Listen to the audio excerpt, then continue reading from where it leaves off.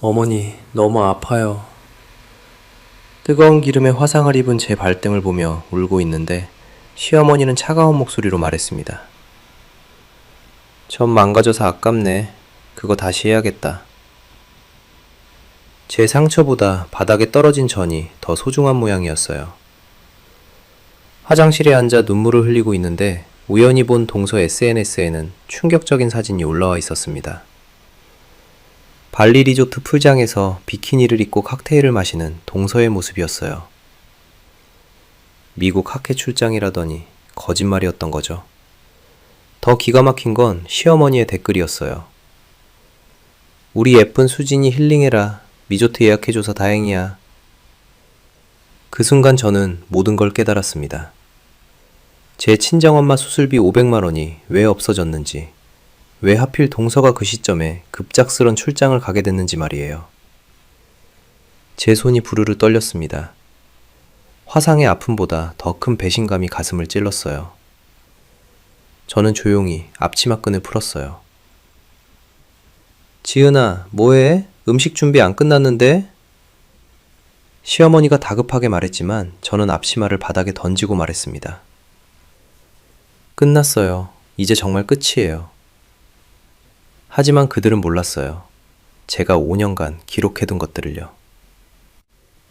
여러분의 구독, 좋아요는 더 많은 사연을 만드는 힘이 됩니다.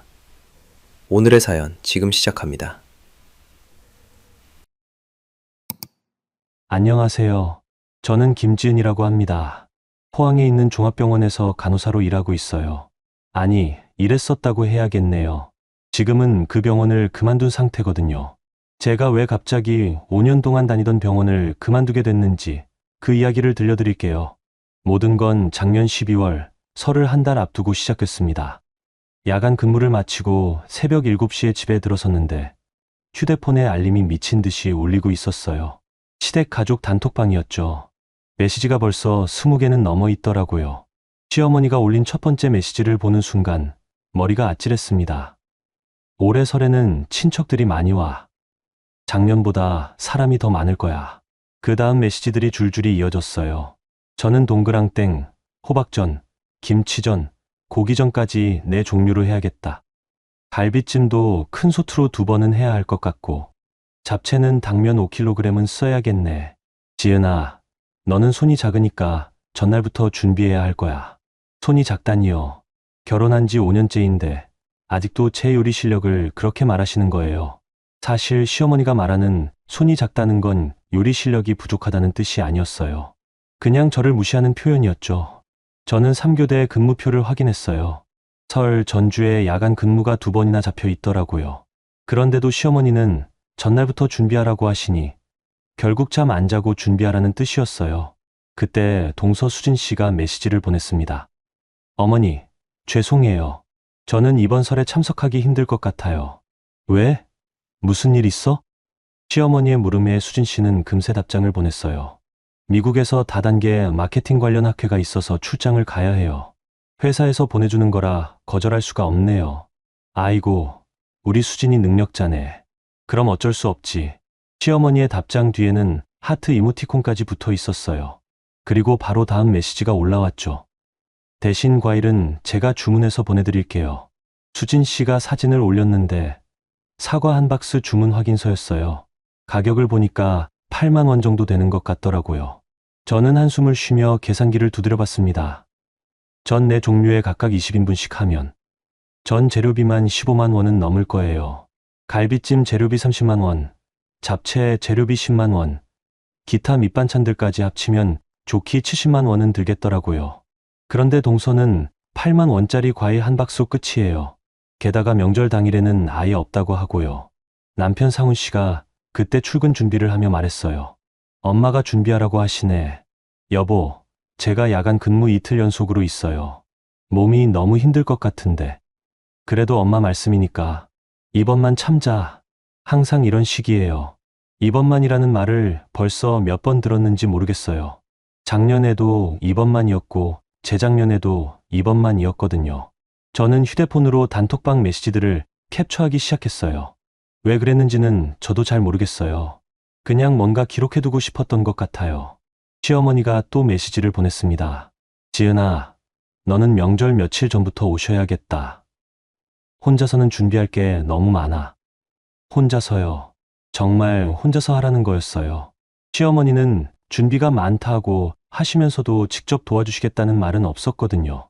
네, 알겠습니다. 저는 그렇게 답장을 보내고 휴대폰을 던져버리고 싶은 마음을 꾹 참았어요. 그리고 캘린더를 펼쳐서 야간 근무 일정과 명절 준비 일정을 맞춰보기 시작했죠. 야간 근무 끝나고 바로 시댁에 가서 장보기, 그 다음날 새벽까지 전 부치고, 설날 아침부터 갈비찜 끓이고, 계산해보니까 거의 이틀은 잠을 못 잘 것 같더라고요. 그런데도 남편은 엄마 말이 맞다 고만 했어요. 왜 맞는지, 왜 제가 혼자 다 해야 하는지에 대한 설명은 전혀 없이요. 단톡방에서 또 알림이 울렸어요. 아, 그리고 지은아, 올해는 떡구경 떡도 직접 뽑아야겠다. 시장에서 파는 떡은 맛이 없어. 떡까지 직접 뽑으라고요? 저는 화가 치밀어 올랐지만 대답은 똑같이 할 수밖에 없었어요. 네, 알겠습니다. 그렇게 12월 한 달 내내 제 휴대폰은 시댁 단톡방 알림으로 가득했어요. 시어머니는 매일매일 새로운 지시사항을 내려보내셨거든요. 고사리도 양념해서 무쳐야 하고, 도라지도 생채로 준비해야 하고, 멸치볶음도 새로 해야 하고, 하나씩 추가될 때마다 제 마음도 점점 무거워졌어요. 하지만 그때까지만 해도 저는 참을 수 있다고 생각했거든요. 맏며느리니까 장남댁이니까 하면서 말이에요. 12월 말이 되자 시어머니가 마지막 폭탄을 터뜨렸습니다. 지은아, 설날 아침에는 차례상도 내가 다 차려야 해. 나는 나이가 들어서 무거운 걸 못 들겠다. 차례상까지요. 제사상에 올릴 음식들까지 제가 다 준비하라는 거였어요. 그 메시지를 보는 순간 저는 뭔가 이상하다는 생각이 들었어요. 왜 하필 저만 이런 일을 해야 할까? 동서는 왜 빠질 수 있는 거지? 그런데 그때 남편이 제 어깨를 토닥였어요. 고생이 많다. 내가 나중에 맛있는 거 사줄게. 맛있는 거로 위로받을 일이 아닌데 남편은 그것밖에 할 말이 없는 것 같았어요. 아니, 사실은 할 말이 있었는데 안 하는 거였을 수도 있고요. 저는 그날 밤 처음으로 진통제를 먹고 잤어요. 머리가 너무 아팠거든요. 그리고 꿈에서 전 부치는 꿈을 꿨어요. 끝없이 전을 부치는 꿈을요.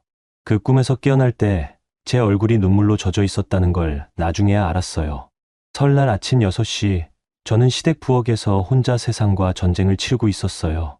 전날 밤 야간 근무를 마치고 바로 시댁에 와서 새벽 3시까지 장을 본 뒤 잠깐 눈을 붙였다가 다시 일어선 거였거든요. 몸은 천근만근이었지만 해야 할 일이 산더미처럼 쌓여 있었어요. 가스레인지 4개 버너를 모두 켜놓고 프라이팬 4개에서 동시에 전을 부치고 있었어요. 동그랑땡, 호박전, 김치전, 고기전. 각각 20명분씩 만들어야 하니까 대략 계산해도 전만 200개는 넘게 부쳐야 했죠. 한쪽에서는 갈비찜이 보글보글 끓고 있고 다른 한쪽에서는 잡채용 당면을 삶고 있었어요. 부엌 전체가 김과 기름 냄새로 자욱했고 저는 이미 땀으로 범벅이 되어 있었습니다. 어머니, 물 좀 주세요. 목이 말라서 시어머니께 부탁했는데 돌아온 건 핀잔이었어요. 물? 부엌에 수돗물 있잖아. 바쁜데 왜 나한테 부탁해? 시어머니는 부엌 입구에 서서 제가 요리하는 모습을 지켜보고만 계셨어요. 도와주시지는 않고 잔소리만 하셨죠. 동그랑땡 색깔이 너무 진하다. 기름 온도를 너무 높인 거 아니야? 호박전은 너무 두껍게 썰었네. 얇게 해야 부치기 쉬울 텐데. 김치전에서 국물이 너무 많이 나온다. 김치를 더 짜야 했어. 한마디 할 때마다 저는 실수한 것 같은 기분이 들었어요. 하지만 계속 손을 멈출 수는 없었죠. 아직 해야 할 일이 너무 많았거든요. 오전 9시쯤 친척들이 하나씩 도착하기 시작했어요. 거실에서는 웃음소리와 담소가 들려왔는데 저는 여전히 부엌에서 홀로 전쟁을 치르고 있었습니다. 형수님, 힘드시죠? 제가 도와드릴까요? 시누이가 부엌으로 들어와서 말했어요. 정말 고마웠죠. 하지만 시어머니가 바로 나타나서 시누이를 말렸어요. 너는 손님이니까 거실에 가 있어. 지은이가 알아서 할 거야. 손님이라니요. 결혼한 지 10년이 넘은 딸인데 손님이라고 하시다니. 그런데 저는 결혼한 지 5년인데도 여전히 일하는 사람 취급이었어요. 시간이 흘러갈수록 저는 점점 지쳐갔어요. 발이 붓기 시작했고 손목도 아프기 시작했거든요. 계속 무거운 프라이팬을 들고 있었더니 팔이 저릿저릿했어요. 지은아, 전이 부족한 것 같은데? 좀 더 부쳐야겠다. 시어머니가 또 그렇게 말씀하셨어요. 제가 이미 200개 넘게 부쳤는데도 부족하다는 거예요. 어머니, 이미 충분히 많이 부친 것 같은데요. 뭘 충분해? 사람이 20명이 넘는데 어떻게 그걸로 충분해? 더 부쳐. 저는 대답할 기력도 없어서 그냥 고개만 끄덕였어요. 그리고 다시 프라이팬에 반죽을 부어넣기 시작했죠. 오전 11시가 되자 갈비찜 냄새가 온 집 안에 퍼졌어요. 그런데 시어머니가 뚜껑을 열어보시더니 또 지적하셨어요. 간이 좀 싱거운 것 같다. 간장을 더 넣어. 어머니, 이미 간을 맞춰서. 내가 먹어보니까 싱겁다고. 간장 더 넣으라고. 저는 할 말이 없었어요. 제가 아무리 간을 맞춰도 시어머니가 싱겁다고 하시면 더 넣어야 하는 거였어요. 시어머니의 입맛이 절대 기준이었거든요. 잡채를 만들 때는 더 힘들었어요. 당면 5kg을 삶고 각종 채소를 볶고 고기까지 볶아서 모든 걸 섞어야 했거든요. 큰 솥에 들어있는 잡채를 저으려면 정말 힘이 많이 들었어요. 지은아, 잡채 간도 봐야지. 그냥 만들지 말고. 시어머니는 계속 제 옆에서 지시만 하셨어요. 직접 도와주지는 않으면서 말이에요. 정오가 되자 친척들이 배고프다고 하기 시작했어요. 거실에서 들려오는 소리가 점점 커졌죠. 형수님, 언제 식사 준비 끝나요? 아직 시간이 좀 더 걸릴 것 같은데. 시어머니가 대답하셨어요. 지은이가 손이 좀 느려서 조금만 더 기다려. 손이 느리다고요? 저는 새벽부터 지금까지 쉬지 않고 일했는데 손이 느리다고 하시니까 정말 억울했어요. 하지만 그때도 대꾸할 수는 없었죠. 드디어 오후 1시가 되어서야 모든 음식이 준비됐어요. 전 4종류 갈비찜, 잡채, 각종 밑반찬들까지 모두 완성됐죠. 상을 차리는 것도 물론 제가 했어요. 친척들이 맛있게 먹는 모습을 보면서 저는 조금이나마 뿌듯함을 느꼈어요. 힘들었지만 그래도 사람들이 좋아해 주니까 보람이 있었거든요. 그런데 그 뿌듯함도 잠시였어요. 식사가 끝나자마자 설거지가 기다리고 있었거든요. 20명이 넘게 먹고 난 뒤에 설거지 양이 얼마나 많겠어요. 지은아, 설거지 빨리 해야겠다.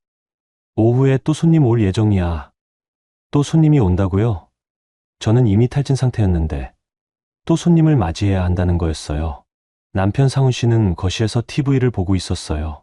친척 아저씨들과 함께 축구 중계를 시청하고 있었죠. 여보, 좀 도와주세요. 제가 부탁하자 남편이 잠깐 부엌으로 왔어요. 뭘 도와줄까? 설거지 좀 도와주시면. 아, 나는 저기 아저씨들이랑 얘기해야 해. 조금만 참아. 금방 끝날 거야. 또 조금만 참아였어요. 남편은 항상 그런 식으로 말했어요. 저 혼자 다 하라는 거였죠. 오후 내내 저는 부엌에서 나올 수가 없었어요. 계속 새로운 손님들이 와서 음식을 내놓아야 했고, 차도 끓여야 했고, 과일도 깎아서 내놓아야 했거든요. 저녁 시간이 되자 시어머니가 또 말씀하셨어요. 저녁은 간단하게 먹을까 했는데, 그래도 뭔가 해야겠다. 지은아, 찌개라도 끓여줄래? 찌개까지요? 저는 이미 하루 종일 부엌에서 일했는데, 저녁 준비까지 하라는 거였어요. 그것도 20명분의 찌개를요. 그 순간 저는 정말 울고 싶었어요. 하지만 울 시간도 없었죠. 해야 할 일이 계속 생겨나고 있었거든요. 부엌 바닥에는 기름이 여기저기 튀어 있었고, 싱크대에는 설거지할 그릇들이 산더미처럼 쌓여 있었어요. 저는 그 가운데서 혼자 모든 걸 감당해야 했습니다. 그때까지만 해도 저는 몰랐어요. 이게 마지막이 될 거라는 거요. 오후 3시쯤이었어요. 저는 마지막 남은 동그랑땡 반죽을 프라이팬에 올려놓고 있었는데 그때 시어머니가 부엌으로 들어오셨어요. 지은아, 전이 좀 탔네. 기름 온도 조절을 잘해야지. 죄송해요. 정신이 없어서. 저는 피곤해 절어서 제대로 집중을 못하고 있었어요. 아침 6시부터 지금까지 계속 서서 일했더니 다리도 후들거리고 눈도 침침했거든요. 시어머니는 제 옆에서 계속 지켜보고 계셨어요. 뭔가 잘못될 때까지 기다리고 있다는 느낌이었죠. 아이고, 이렇게 하면 안 되지. 내가 해볼까? 시어머니가 그렇게 말씀하시면서 제 옆으로 다가오셨어요. 그런데 부엌이 좁아서 두 사람이 동시에 있기가 힘들었거든요. 어머니, 괜찮습니다. 제가 조심해서 할게요. 아니야, 이대로는 다 탈 것 같은데. 시어머니가 제 뒤쪽에서 프라이팬을 보려고 몸을 기울이셨어요. 그때 시어머니의 팔꿈치가 제 어깨를 확 쳤어요. 그 순간이었어요. 제 손에서 프라이팬이 미끄러져 나갔어요. 뜨거운 기름이 가득 담긴 프라이팬이 그대로 바닥으로 떨어졌죠. 끓고 있던 기름이 사방으로 튀면서 일부는 제 발등을 덮쳤어요. 저는 반사적으로 비명을 질렀어요. 뜨거운 기름이 맨살에 닿는 고통이 얼마나 심한지 아세요? 정말 죽을 것 같았어요.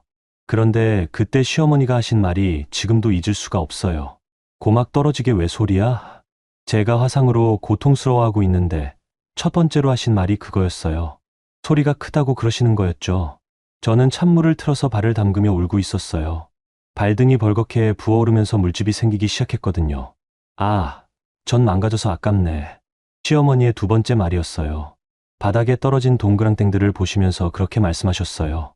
제가 화상을 입어서 고통스러워하는데 걱정하시는 건 음식이었어요. 제 발등보다 전이 더 소중하신 모양이었죠. 어머니, 너무 아파요. 병원에 가야 할 것 같은데. 병원. 그냥 찬물에 담그고 있으면 괜찮을 거야. 화상 정도로 병원까지 갈 필요 없어. 시어머니는 제가 병원에 가는 것도 반대하셨어요. 설날에 병원 가면 응급실비 비싸다면서 집에서 처치하면 된다고 하셨거든요. 그때 남편이 소란을 듣고 부엌으로 들어왔어요. 무슨 일이야? 지은이가 프라이팬을 떨어뜨려서 기름이 발에 튀었어. 시어머니가 마치 제가 실수한 것처럼 설명하셨어요. 시어머니가 제 어깨를 친 건에 대해서는 전혀 언급하지 않으셨죠. 많이 아파? 남편이 걱정스러운 표정으로 물어봤어요. 그래도 남편이라도 걱정해 주니까 다행이다 싶었죠. 응, 너무 아파. 병원에 가야 할 것 같아. 엄마, 병원에 가는 게 좋을 것 같은데요? 남편이 시어머니께 말씀드렸어요. 그런데 시어머니의 반응은 차가웠어요. 설날에 응급실 가면 돈도 많이 들고 시간도 오래 걸린다고. 그냥 집에서 냉찜질하고 약국에서 연고나 사다 바르면 돼. 그래도 화상인데 화상 정도로 뭘 그렇게 호들갑이야? 나도 젊을 때 그런 거 수도 없이 당했어. 시어머니는 제가 호들갑을 떤다고 하셨어요. 화상으로 고생하는 며느리보다 설날 분위기가 깨지는 게 더 걱정이신 것 같았어요. 저는 울면서 계속 찬물에 발을 담그고 있었어요. 그런데 아무도 제대로 위로해주지 않았어요. 시어머니는 바닥에 떨어진 기름을 치우시느라 바쁘셨고 남편은 그저 옆에서 지켜보기만 했어요. 지은아, 미안하다. 내가 도와주려다가. 시어머니가 사과는 하셨어요. 하지만 그 사과가 진심인지는 의문이었죠. 왜냐하면 바로 다음에 이런 말을 하셨거든요. 그런데 저는 어떻게 할 거야? 손님들 오면 내놓을 게 부족한데. 또 전 걱정이었어요. 제가 화상으로 아파하고 있는데 걱정하시는 건 여전히 음식이었어요. 어머니, 지금은 지은이 상처가 더 중요한 거 아니에요? 남편이 그래도 저를 감싸주려고 했어요.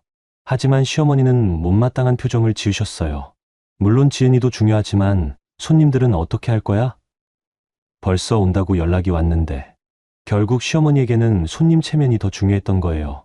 며느리의 화상보다 말이에요. 저는 그때 깨달았어요. 이 집에서 저는 사람이 아니라 도구였다는 거요. 요리하는 도구, 집안일하는 도구, 손님 접대하는 도구였던 거예요. 저는 괜찮아요. 저는 어떻게든 해보죠. 제가 그렇게 말하자 시어머니 표정이 조금 밝아지셨어요. 그래, 우리 지은이가 역시 속이 깊어. 그럼 간단하게라도 해줘야겠다. 간단하게라고 하셨지만 결국 제가 다시 부엌에 서야 한다는 뜻이었어요. 화상 입은 발을 질질 끌면서 말이에요. 저는 진통제를 2알 삼키고 다시 부엌에 섰어요. 발이 아파서 제대로 서 있기도 힘들었지만 해야 할 일은 남아 있었거든요. 그런데 정말 기막힌 건 그 와중에도 시어머니는 계속 잔소리를 하셨다는 거예요. 조심해서 해.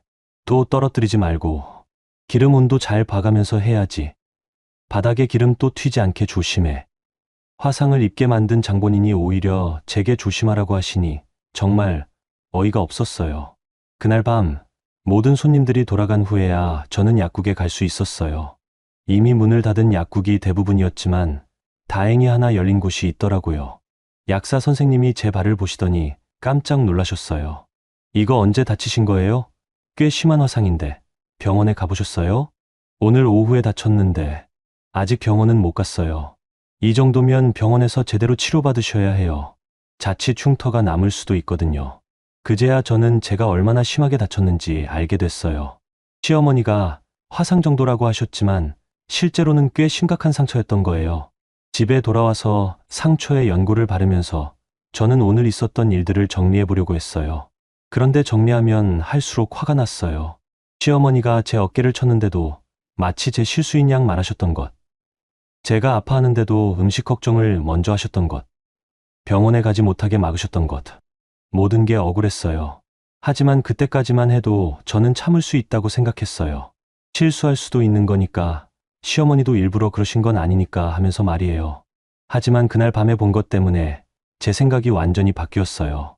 그날 밤 10시쯤이었어요. 화상 때문에 잠이 안 와서 뒤척이고 있는데 남편은 이미 코를 골고 있더라고요. 설날 하루 종일 거실에서 TV만 봤으면서도 피곤하다고 일찍 잠들어 버린 거예요. 저는 발이 너무 아파서 침대에서 일어났어요. 연고를 다시 발라야겠다는 생각으로 거실로 나갔죠. 그런데 소파에 제가 놓아둔 휴대폰에서 알림 소리가 계속 나고 있더라고요. 확인해 보니까 인스타그램 알림이었어요. 별로 관심 없는 SNS였는데 왜 알림이 이렇게 많이 오나 싶어서 열어봤어요. 그런데 알림 목록을 보는 순간 제 눈이 휘둥그레졌어요. 동서수진 씨가 사진을 올린 거였어요. 그런데 그 사진이 문제였죠. 푸른 바다가 배경인 수영장 사진이었어요. 야자수가 보이고 리조트 같은 곳이더라고요. 수진 씨가 비키니를 입고 칵테일을 들고 있는 사진이었어요. 사진 위치 태그를 보니까 발리, 인도네시아라고 되어 있었어요. 저는 깜짝 놀랐어요. 미국 학회 출장이라고 했는데 발리에 있다고요? 더 놀라운 건 업로드 시간이었어요. 오늘 오후 2시에 올린 사진이더라고요. 제가 화상으로 고생하고 있던 바로 그 시간에 수진 씨는 발리에서 여유롭게 수영을 하고 있었던 거예요. 사진 아래 댓글들을 보니까 더 기가 막혔어요. 와, 발리 너무 좋겠다. 언니 진짜 부러워요. 휴가 즐기세요. 그런 댓글들 사이에서 제 눈에 확 들어오는 댓글이 하나 있었어요. 우리 예쁜 수진이 힐링해라. 시어머니 계정이었어요. 시어머니가 하트 이모티콘까지 달아가면서 응원 댓글을 단 거예요. 제가 화상으로 고생하는 같은 시간에 말이에요. 저는 손이 덜덜 떨리는 걸 느꼈어요. 분노 때문인지 충격 때문인지 모르겠지만 휴대폰을 제대로 잡고 있기 힘들 정도였어요. 더 보고 싶지 않았지만 저는 계속 스크롤을 내렸어요. 그랬더니 수진 씨의 답댓글이 있더라고요. 어머니 감사해요. 리조트 예약해 주셔서 정말 고마워요. 리조트 예약을 해줬다고요? 시어머니가 수진 씨 여행비를 대준 거였어요? 저는 더 이상 참을 수가 없어서 수진 씨 프로필로 들어가 봤어요. 그랬더니 발리 여행 사진들이 줄줄이 올라와 있더라고요. 어제부터 올린 사진들이었어요. 공항에서 찍은 사진, 비행기 안에서 찍은 사진, 리조트 체크인하는 사진, 스파 받는 사진, 맛있는 음식 사진들. 모든 사진마다 해시태그가 달려 있었어요. 샵 발리 여행, 샵힐링, 샵 리조트, 샵 감사해요 어머니. 감사해요 어머니라니요. 정말 시어머니가 여행비를 대준 게 맞는 것 같았어요. 저는 더 이상 견딜 수가 없어서 사진들을 하나씩 캡처하기 시작했어요. 왜 그랬는지는 저도 모르겠어요. 그냥 증거로 남겨두고 싶었던 것 같아요. 그런데 더 충격적인 게 있었어요. 수진 씨가 스토리에 올린 동영상이었는데 리조트 수영장에서 찍은 영상이었어요. 그런데 그 영상에 대고 말하는 거예요. 안녕하세요. 지금 발리 리조트에서 힐링 중이에요. 시어머니가 서프라이즈로 여행을 보내주셨거든요. 정말 감사해요. 서프라이즈 여행이라고요? 시어머니가 갑자기 여행을 보내준 거였어요? 그 순간 저는 모든 게 이해됐어요. 수진 씨가 미국 학회라고 거짓말한 이유, 시어머니가 수진 씨 빈자리를 그렇게 쉽게 받아들인 이유, 처음부터 계획된 일이었던 거예요. 시어머니는 수진 씨를 명절에서 빼주기 위해서 일부러 여행을 보내준 거였어요. 그리고 그 빈자리는 당연히 제가 채워야 하는 거고요. 저는 시어머니 인스타그램으로 들어가 봤어요. 평소에는 잘 안 보던 계정이었는데 궁금해서 들어가 본 거였어요. 역시나 수진 씨 사진들을 하나하나 다 좋아요 누르고 댓글까지 달아놓으셨더라고요. 우리 딸 예뻐 죽겠다. 푹 쉬고 와라. 몸 조심해. 온통 수진 씨 걱정뿐이었어요. 그런데 저에 대한 언급은 단 한 줄도 없었어요. 제가 화상을 입었다는 얘기도 하루 종일 고생했다는 얘기도 전혀 없었죠. 오히려 시어머니는 오늘 있었던 일을 이렇게 포스팅하셨더라고요. 설날 가족들과 즐거운 시간 보냈어요. 맛있는 음식 많이 해서 배불리 먹었네요. 맛있는 음식을 해서 먹었다고 하셨어요. 마치 시어머니가 직접 하신 것처럼 써놓으신 거예요. 제가 혼자 다 준비했다는 얘기는 한마디도 없었죠. 저는 그때 정말 화가 머리끝까지 올랐어요. 동시에 무력감도 밀려왔고요. 이게 정말 제가 살아야 하는 인생인가 싶었어요.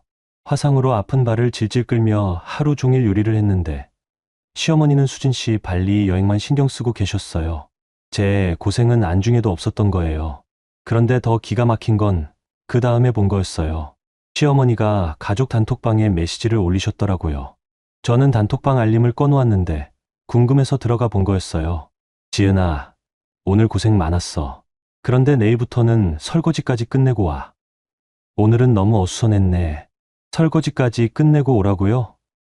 제가 화상을 입었는데도 내일부터는 더 많은 일을 하라는 거였어요. 그리고 바로 다음 메시지가 더 가관이었어요. 수진이는 잘 쉬고 있나? 몸 조심해서 여행 잘하고 와라. 저에게는 더 많은 일을 시키면서 수진 씨에게는 몸 조심하라고 하시는 거예요. 이게 말이 되나요? 저는 휴대폰을 던져버리고 싶었어요. 하지만 대신에 캡처를 더 많이 했어요. 시어머니의 편애, 수진 씨의 거짓말, 모든 걸 다 저장했어요. 그날 밤 저는 1시간도 못 잤어요. 발은 아프고 마음은 더 아팠거든요. 계속 눈물이 나더라고요.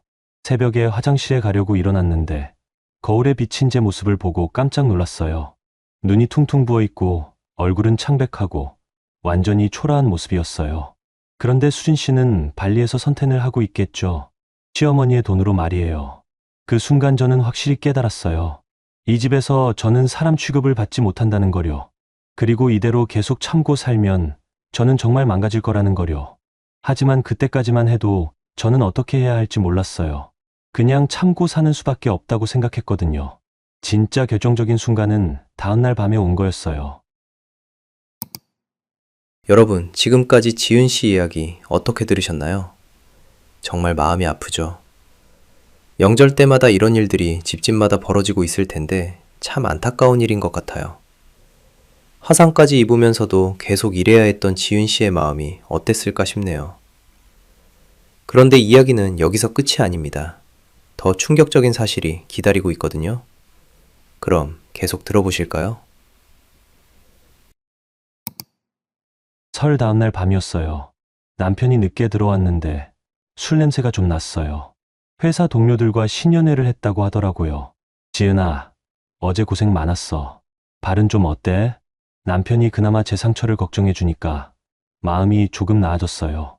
많이 아파. 내일 병원에 가볼 생각이야. 그래, 그래야겠다. 병원비는 내가 낼게. 남편이 그렇게 말하면서 자기 가방에서 지갑을 꺼내더라고요.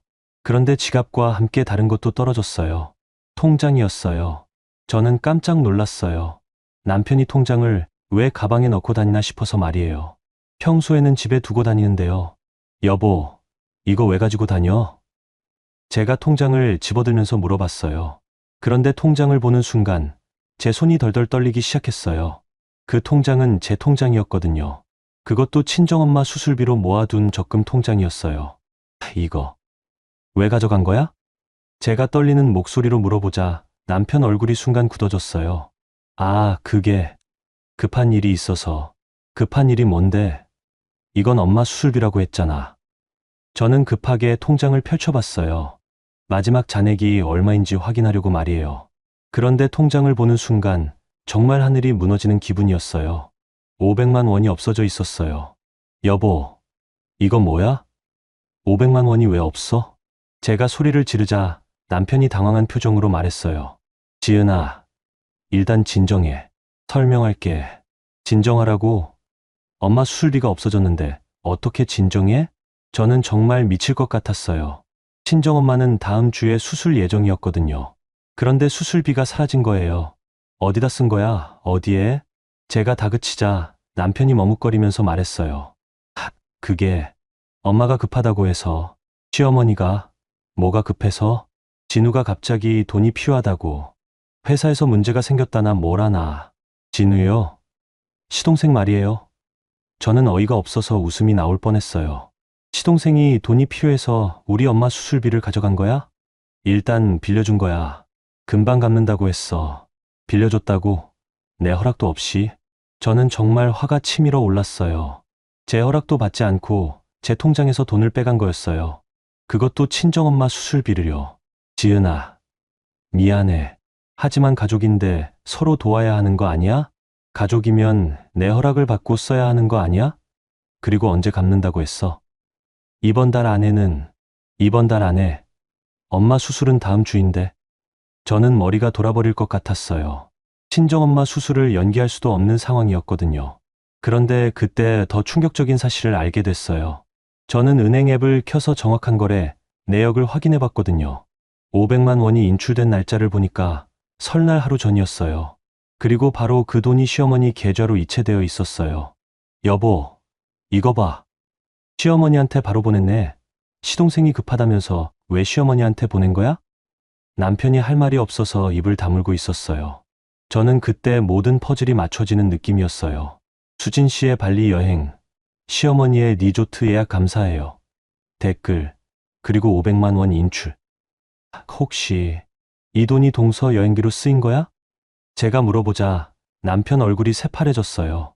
그건 아니야. 진우가 정말 급한 일이 있다고. 거짓말하지 마. 수진 씨 인스타그램 봤어. 시어머니가 여행 보내줬다고 하더라. 저는 휴대폰을 꺼내서 수진 씨 사진들을 남편에게 보여줬어요. 발리 리조트 사진들을 말이에요. 남편이 그 사진들을 보더니 완전히 기가 죽었어요. 지은아, 미안해. 미안하다고 끝나는 문제야? 내 엄마 수술비로 시동생 부부가 해외여행을 간 거잖아. 저는 정말 눈앞이 캄캄했어요. 이런 일이 실제로 일어날 수 있는 거였나요? 지금 당장 전화해서 돈 돌려달라고 해. 지은아, 이미 여행을 간 상태인데 어떡해. 그럼 시어머니한테 전화해, 당장. 남편이 머뭇거리길래 제가 직접 시어머니께 전화를 걸었어요. 밤 11시가 넘은 시간이었지만 저는 더 이상 참을 수가 없었거든요. 여보세요, 어머니? 응. 지은아, 이 밤중에 무슨 일이야? 어머니, 제 통장에서 돈이 빠진 걸 확인했는데요. 아, 그 얘기 상훈이한테 얘기 안 했어? 시어머니는 별일 아니라는 듯이 말씀하셨어요. 제 허락도 없이 가져가신 건데 이게 말이 돼요? 허락? 가족끼리 무슨 허락을 받아? 진우가 급한 일이 있다고 해서 잠깐 빌려준 거야. 그 돈으로 진우 씨 부부가 여행 간 거 아니에요? 제가 직접적으로 물어보자 시어머니가 잠깐 침묵하셨어요. 여행이 뭐? 그냥 스트레스 받아서 잠깐 쉬어 간 거야. 제 엄마 수술비로요? 수술비라고? 그냥 적금 아니었어. 급한 거도 아니고. 급한 거가 아니라고요? 저는 정말 기가 막혔어요. 어머니, 제 엄마가 다음 주에 수술인데 급한 거 아니라고 하세요? 수술이야 언제든지 할 수 있는 거 아니야? 한두 달 늦춰도 되는 거고. 한두 달 늦춰도 된다고요? 시어머니는 사람 목숨을 뭘로 보시는 거예요? 어머니, 이건 정말 말이 안 되는데요. 당장 돈 돌려주세요. 돌려주긴 뭘 돌려줘? 진우가 갚는다고 했으니까 기다려. 언제요? 그거야 진우가 알아서 하겠지. 시어머니는 끝까지 모른 척 하셨어요. 마치 제가 이상한 사람인 양대하시더라고요. 저는 더 이상 통화를 할 수가 없어서 전화를 끊어버렸어요. 그리고 남편을 쳐다봤죠. 이제 뭐라고 할 거야? 남편은 아무 말도 못하고 있었어요. 할 말이 없었던 거죠. 저는 그날 밤 집을 나왔어요. 가방 하나만 들고 말이에요. 더 이상 그 집에 있을 수가 없었거든요. 동네 24시간 PC방에 갔어요. 그리고 은행 앱을 열어서 모든 거래 내역을 정리하기 시작했었죠. 언제부터 제 돈이 빠져나갔는지, 어디로 갔는지 모든 걸 다 추적해보기로 한 거예요. 제가 이번에는 감정이 아니라 숫자로 끝장을 내기로 결심했거든요. PC방에서의 첫날 밤은 정말 길었어요. 저는 새벽까지 컴퓨터 앞에 앉아서 지난 5년간의 모든 거래 내역을 정리했어요. 은행 앱에서 거래 내역을 하나씩 다운받아서 엑셀 파일로 정리하기 시작했거든요. 날짜별로, 금액별로, 용도별로 말이에요. 처음에는 500만 원만 확인하려고 했는데 하다 보니까 더 많은 게 보이더라고요. 남편 명의로 된 우리 공동 계좌에서도 돈이 계속 빠져나가고 있었어요. 매달 2030만 원씩, 때로는 50만 원씩도 나가고 있더라고요. 이체 내역을 추적해보니까 대부분 시어머니 계좌로 들어가고 있었어요. 그리고 시어머니 계좌에서 다시 진우 씨 계좌로 이체되는 패턴이 반복되고 있었죠. 저는 계산기를 두드려가며 총액을 계산해봤어요. 작년 한 해만 해도 거의 400만 원이 빠져나갔더라고요. 2년 전부터 계산하면 거의 800만 원이었어요. 거기에 이번 500만 원까지 합치면 총 1300만 원이었어요. 저는 정말 어이가 없었어요. 제가 3교대로 밤낮 없이 일해서 번 돈이 이런 식으로 사라지고 있었던 거예요. 그런데 더 기가 막힌 건 그 돈들이 언제 나간 건지였어요. 대부분 명절 직전이나 진우 씨 부부가 뭔가 필요할 때마다 나간 거더라고요. 작년 추석 때도 150만 원이 나갔고, 진우 씨 부부가 새 차 살 때도 200만 원이 나갔고, 수진 씨가 다단계 사업 시작할 때도 100만 원이 나간 거예요. 매번 남편은 가족이니까 잠깐 빌려주는 거야, 곧 갚을 거야, 이런 식으로 말했었거든요. 그런데 실제로 갚은 적은 단 한 번도 없었어요. 저는 그 모든 걸 스프레드시트로 정리했어요. 날짜, 금액, 용도, 갚을 약속 날짜, 실제 상환 여부까지 말이에요. 그리고 모든 항목의 상환 여부란에 X를 표시했죠. 새벽 3시가 되자 PC방에 있던 다른 사람들도 거의 집에 갔어요. 저 혼자만 남아서 키보드를 두드리고 있었죠. 그때 남편에게서 전화가 왔어요. 지은아, 어디 있어? 집에 와. 안 가. 왜? 이야기해보자. 이야기할 거 없어. 5년 동안 1300만 원 빼돌린 거 다 확인했어. 남편이 잠시 말이 없더니 조심스럽게 물어봤어요. 1300만 원? 응. 내가 다 계산해봤어. 작년부터가 아니라 5년 동안 말이야. 저는 휴대폰 스피커를 켜놓고 컴퓨터 화면을 보면서 하나씩 읽어줬어요. 2020년 3월, 진우 씨 자동차 할부금 200만 원. 2020년 8월, 시어머니 생신 선물비 50만 원. 2020년 추석, 차례상 비용 120만 원. 제가 계속 읽어주니까 남편이 중간에 말을 끊었어요. 지은아, 그만해. 집에 와서 얘기하자. 왜 그만해? 더 있어. 2021년에는 수진 씨 다단계 사업자금 100만 원, 진우 씨 부부 신혼여행비 150만 원. 지은아, 남편이 소리를 질렀어요. 아마 제가 너무 정확하게 파악하고 있어서 당황스러웠을 거예요. 왜 소리 질러? 내가 거짓말하는 거야? 그게 아니라 우리가 직접 만나서 만날 거 없어. 나 이혼할 거야. 제가 그렇게 말하자 전화 넘어가 조용해졌어요. 한동안 아무 말이 없더니 남편이 작은 목소리로 말했어요. 지은아, 진정해. 화가 난 건 이해하지만 진정하라고? 5년 동안 속아서 산 게 진정할 일이야? 속았다는 게 뭐야? 우리가 가족인데. 가족이면 허락을 받고 써야 하는 거 아니야? 가족이면 거짓말을 하면 안 되는 거 아니야? 저는 정말 화가 났어요. 아직도 남편은 자기가 잘못했다는 걸 모르고 있는 것 같았거든요. 그리고 언제부터 수진 씨 여행비까지 우리가 대야 하는 거야? 도대체 왜? 그건 엄마가 부탁해서. 시어머니가 부탁하면 내 엄마 수술비도 가져다 줘도 되는 거야? 남편이 대답을 못하고 있었어요. 저는 전화를 끊고 계속 자료를 정리했어요. 이제 감정적으로 접근할 게 아니라 완전히 객관적으로 정리해서 보여주기로 한 거였어요. 새벽 5시쯤 거의 모든 정리가 끝났어요. 5년간의 모든 돈의 흐름을 추적해서 총 얼마가 어디로 갔는지 정확하게 파악했거든요. 결과는 충격적이었어요. 총 2800만 원이 시댁으로 나간 거였어요. 500만 원 말고도 더 많은 돈들이 있었던 거예요.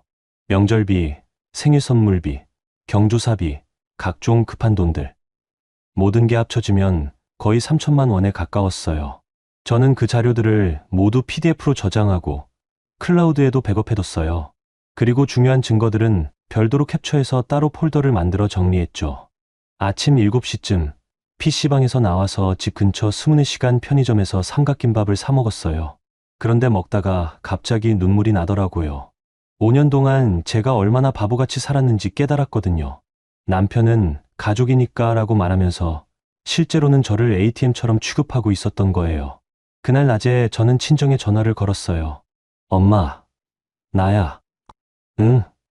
지은아, 무슨 일이야? 엄마, 수술비 문제로 얘기할 게 있어서. 저는 엄마에게 모든 상황을 설명해 드렸어요. 남편이 허락도 없이 수술비를 가져간 일, 그 돈이 시동생 부부 여행비로 쓰인 일, 5년간 계속 이런 일이 반복됐던 일까지 모두 말씀드렸어요. 엄마는 한동안 말씀이 없으시더니 조용히 말씀하셨어요. 지은아, 엄마 수술은 걱정하지 마. 다른 방법을 찾아볼게. 엄마, 미안해. 내가 잘못 관리해서.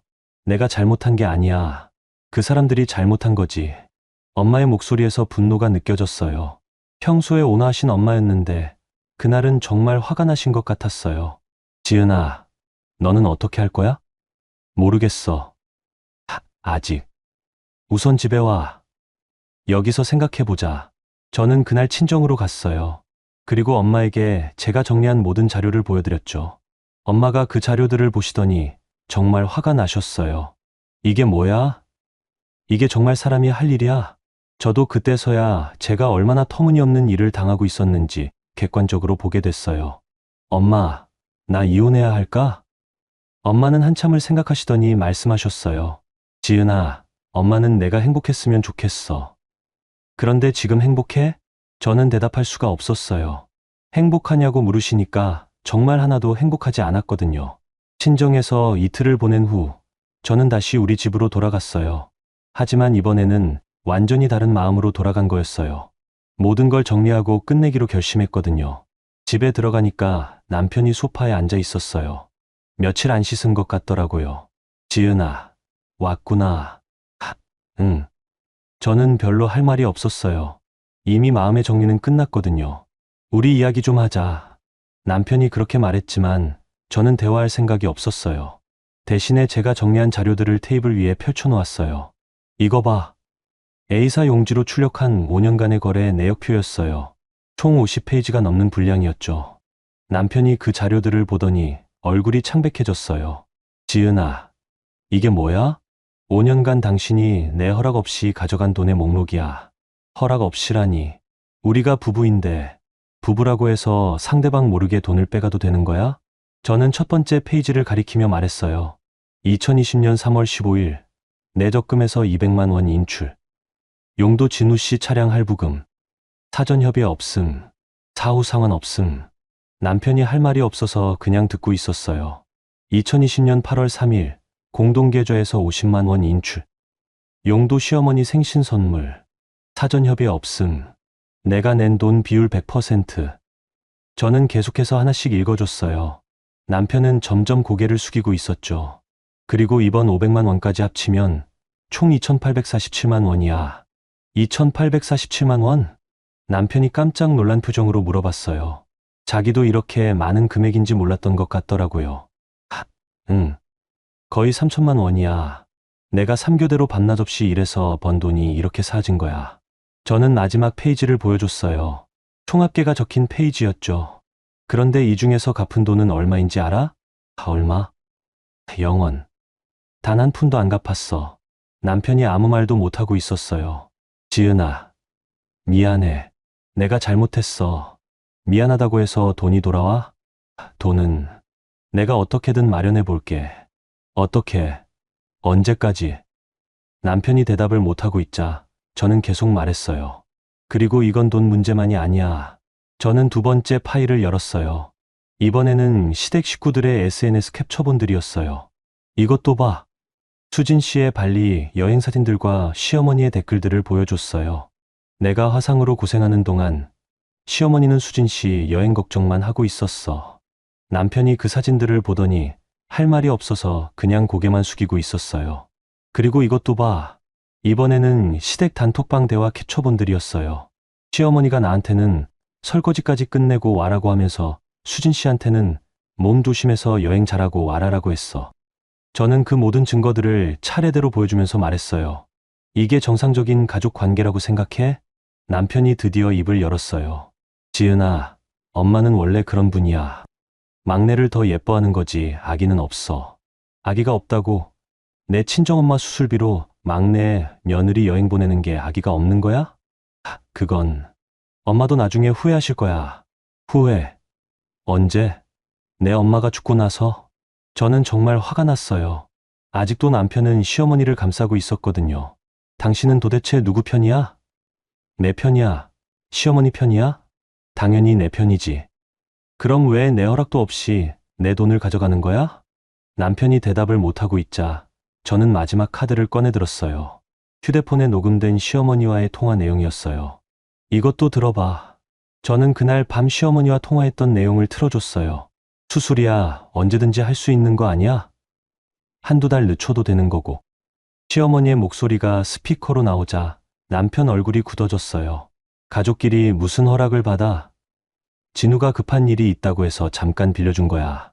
남편이 그 녹음을 들으면서 점점 고개를 숙이고 있었어요. 녹음이 끝나자 저는 남편을 똑바로 쳐다보며 말했어요. 이제 알겠어. 당신 엄마가 나를 어떻게 생각하는지. 남편이 아무 말도 못하고 있었어요. 당신도 마찬가지야. 나를 사람으로 생각하는 게 아니라 그냥 돈 내는 기계로 생각하고 있어. 그런 게 아니야. 그럼 뭐야? 5년 동안 내 허락도 없이 3천만 원을 빼간 게 뭐야? 저는 마지막으로 이혼 서류를 꺼내 들었어요. 친정에 있는 동안 대법원 사이트에서 다운받아서 출력한 거였어요. 이거 써. 남편이 그 서류를 보더니 깜짝 놀라서 말했어요. 지은아, 진정해. 이혼까지는 진정. 5년 동안 이런 식으로 살라고? 내가 바뀔게. 정말로. 어떻게 바뀐다고? 시어머니도 같이 바뀐다고? 남편이 대답을 못하고 있었어요. 시어머니를 바꿀 수는 없다는 걸 알고 있었거든요. 그리고 3천만 원은 언제 갚을 거야? 그건 시간이 좀 걸릴 거야. 얼마나? 10년? 20년? 남편이 아무 말도 못하자 저는 확신했어요. 이 사람과는 더 이상 함께 살 수 없다는 거려. 나 내일부터 친정에서 살 거야. 그리고 이혼 절차 시작할 거고. 지은아, 제발. 제발은 5년 전에 했어야 하는 말이야. 저는 방으로 들어가서 짐을 쌌어요. 많지 않았어요. 원래부터 제 물건이 별로 없었거든요. 결혼하면서 모든 걸 시댁 중심으로 맞춰 살았으니까요. 남편이 방까지 따라와서 말했어요. 지은아, 한 번만 더 기회를 줘. 기회는 5년 동안 충분히 줬어. 저는 짐을 다 쌌고 가방을 들고 나왔어요. 그리고 시댁 식구들한테 전해줘. 더 이상 내 돈은 한 푼도 못 가져간다고. 저는 그렇게 말하고 집을 나섰어요. 하지만 이건 끝이 아니었어요. 진짜 끝은 단톡방에서 터뜨릴 예정이었거든요. 친정에서 며칠을 보낸 후 저는 마침내 결심을 굳혔어요. 그냥 조용히 이혼하는 걸로는 안 되겠더라고요.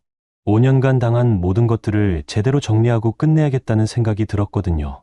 엄마 수술은 다행히 친정 쪽 친척들이 도와주셔서 무사히 마칠 수 있었어요. 하지만 제 마음속 상처는 그대로 남아 있었죠. 그날 밤 저는 다시 PC방에 갔어요. 마지막 작업을 하기 위해서요. 우선 이혼 서류를 정식으로 작성했어요. 재산분할 요구서도 함께 작성했죠. 5년간 제가 낸 돈들에 대한 정산을 요구하는 내용이었어요. 그리고 나서 시댁 가족 단톡방을 열었어요. 5년 동안 저를 괴롭혔던 그 단톡방을요. 저는 우선 제가 정리한 모든 자료들을 차례대로 업로드하기 시작했어요. 첫 번째로 올린 건 수진 씨의 발리 여행 사진들이었어요. 비키니 입고 칵테일 마시는 사진, 리조트 수영장 사진, 스파 받는 사진들을 쭉 올렸죠. 두 번째로는 시어머니가 달아주신 댓글들을 캡처한 사진들이었어요. 우리 예쁜 수진이 힐링해라. 어머니 감사해요. 리조트 예약해 주셔서 정말 고마워요. 이런 댓글들을 모두 올렸어요. 세 번째로는 은행 거래 내역서였어요. 500만 원이 제 계좌에서 빠져나가서 시어머니 계좌로 들어간 내역, 그리고 그 시점이 수진 씨 여행 시점과 정확히 일치한다는 걸 보여주는 자료였죠. 네 번째로는 5년간의 종합정산표였어요. 총 2,847만 원이 어떻게 사용됐는지, 그리고 단 한 푼도 갚지 않았다는 내용이었죠. 모든 자료를 올린 후 저는 메시지를 하나 보냈어요. 안녕하세요. 5년간 고생 많으셨습니다. 그리고 잠깐 기다렸어요. 누군가 반응을 보일 때까지요. 가장 먼저 반응한 건 남편이었어요. 지은아, 이게 뭐야? 왜 갑자기 이런 걸 올려? 저는 차분하게 답장을 보냈어요. 그동안 제가 얼마나 많은 돈을 당신 가족을 위해 썼는지 정리해봤어요. 시어머니도 곧 메시지를 보냈어요. 지은아, 이런 식으로 하는 게 맞냐? 가족끼리 이럴 필요 있어? 가족이라고 하셨죠? 그런데 가족 중에 누구는 발리에서 휴가를 보내고 누구는 화상을 입어도 병원도 못 가게 하는 게 가족인가요? 저는 그 다음에 제가 화상을 입던 날의 사진을 올렸어요. 발등이 빨갛게 부어오른 사진이었죠. 이 사진은 설날 제가 화상을 입었을 때 찍은 거예요. 어머니께서는 전 망가져서 아깝다고 하셨죠. 시어머니가 바로 메시지를 보냈어요. 그건 실수였잖아. 내가 일부러 그런 게 아니라고. 실수였다면 사과라도 제대로 하셨어야죠. 그런데 사과는커녕 병원 가는 것도 말리셨잖아요. 그때 진우 씨도 단톡방에 들어왔나 봐요. 메시지가 왔거든요. 형수님, 이건 좀 심하신 거 아니에요? 가족 간의 일을 이렇게 공개하시는 게 가족 간의 일이라고요? 그럼 제 친정엄마 수술비로 당신 부부가 해외여행 가는 것도 가족 간의 일인가요? 저는 수진 씨와 진우 씨의 발리 여행 영수증 사진들도 올렸어요. 리조트 숙박비, 항공료, 식사비까지 모든 게 정확히 500만 원과 맞아떨어지는 내역들이었죠. 이 모든 비용이 제 친정엄마 수술비에서 나간 거예요. 그것도 제 허락도 없이요. 단톡방이 한동안 조용했어요. 아무도 할 말이 없었던 것 같더라고요. 그때 수진 씨가 메시지를 보냈어요. 언니, 저희는 몰랐어요. 어머니께서 그냥 여행비를 주신 거라고 생각했어요. 몰랐다고요? 그럼 미국 학회 출장이라고 거짓말한 거는 뭐예요? 수진 씨가 대답을 못하고 있자 저는 계속 말했어요. 그리고 어머니께 리조트 예약 감사해요라고 댓글 단 거는 뭐고요? 더 이상 변명할 게 없었던 것 같아요. 모든 증거가 명확했거든요. 그때 시어머니가 다시 메시지를 보냈어요. 지은아, 그래도 이렇게까지 할 필요는 없잖아. 우리가 이야기해서 해결하면 되는 문제 아니야? 5년 동안 이야기할 기회가 없었나요? 매번 가족이니까 잠깐 빌려주는 거야 라고 하면서 넘어간 거 아니에요? 저는 그 다음에 결정적인 증거를 올렸어요. 시어머니와의 통화 녹음 파일이었어요. 이것도 들어보세요. 녹음 파일에서 시어머니의 목소리가 나왔어요. 수술이야 언제든지 할 수 있는 거 아니야? 한두 달 늦춰도 되는 거고. 가족끼리 무슨 허락을 받아? 그 녹음을 듣고 나서 단톡방이 완전히 조용해졌어요. 저는 마지막 메시지를 보냈어요. 5년간 정말 고생 많으셨어요. 3교대로 밤낮 없이 일해서 번 돈으로 시댁 식구들 용돈까지 대고 명절마다 혼자서 20명분 음식 해드리고 화상까지 입어가면서 일하는 며느리였습니다. 하지만 이제 그만하겠습니다. 제 발등 화상보다 발리서 비키니 입은 동서가 더 걱정되시는 분들과는 더 이상 가족으로 살 수 없어요. 이혼 서류는 상훈 씨에게 전달했습니다. 재산 분할도 요구했고요. 그동안 제가 낸 2,847만 원에 대한 정산도 요구했습니다. 더 이상 연락하지 마세요. 모든 연락은 변호사를 통해서 하겠습니다. 마지막으로 저는 모든 사람을 단톡방에서 차단했어요. 그리고 남편 개인 번호도 시댁 식구들 번호도 모두 차단했죠.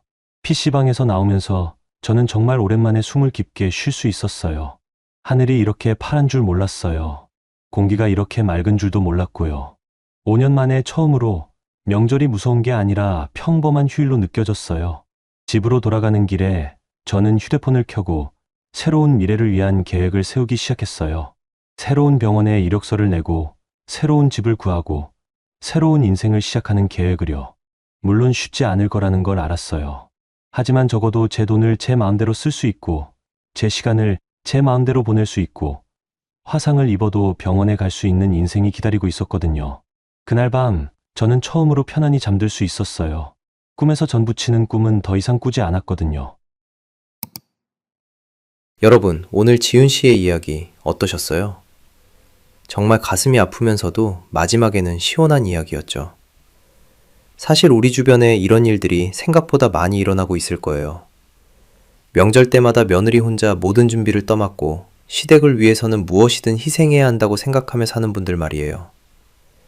지은 씨의 이야기를 통해서 우리가 배울 수 있는 건 가족이라는 이름으로 포장된 부당한 대우에 무조건 참을 필요는 없다는 거예요.